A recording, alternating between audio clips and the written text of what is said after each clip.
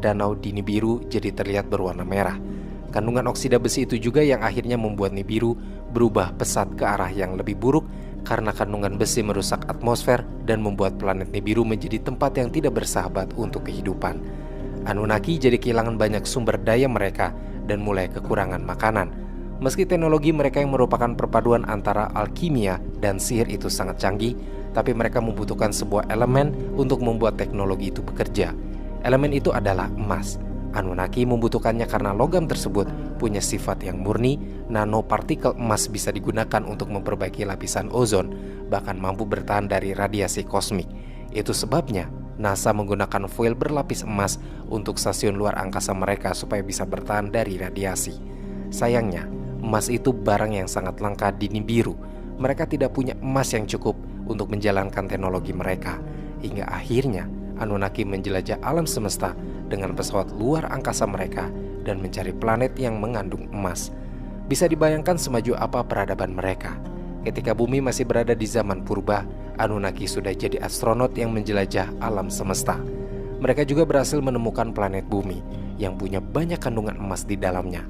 Anunnaki lalu mendarat di bumi yang masih dalam era purbakala. Mereka melihat bumi dengan kondisi yang masih liar dan hanya dihuni oleh berbagai hewan purba seperti mamut, reptil purba, dinosaurus, dan kera. Anunnaki yang disebut oleh bangsa Sumeria sebagai dewa pencipta kemudian memilih wilayah Mesopotamia yang dekat dengan Teluk Persia sebagai tempat tinggal sementara mereka. Anunnaki membangun kota yang indah untuk pemukiman pertambangan mereka. Kota itu bernama Eridu alias Stasiun Bumi 1. Mereka juga menciptakan taman indah yang dipenuhi buah, pohon, dan hewan.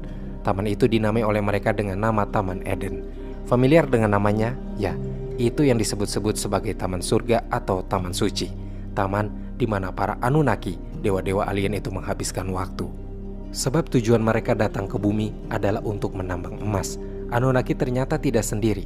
Mereka membawa ras alien lain yang menjadi budak mereka. Ras itu disebut sebagai Igigi yang melayani Anunnaki dengan melakukan kerja paksa menambang emas di bumi. Kisah tentang Anunnaki dan Igigi ini sama dengan apa yang tertulis dalam sejarah Babilonia yang ditulis di abad ke-18 sebelum Masehi.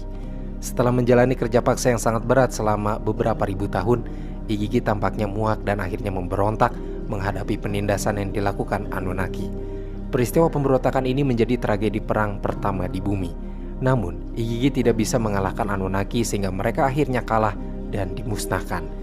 Di sisi lain, setelah Igigi punah, Anunnaki kehilangan budak untuk menambang. Mereka mulai berpikir untuk menciptakan budak di bumi lewat rekayasa genetik supaya dapat menghasilkan budak baru yang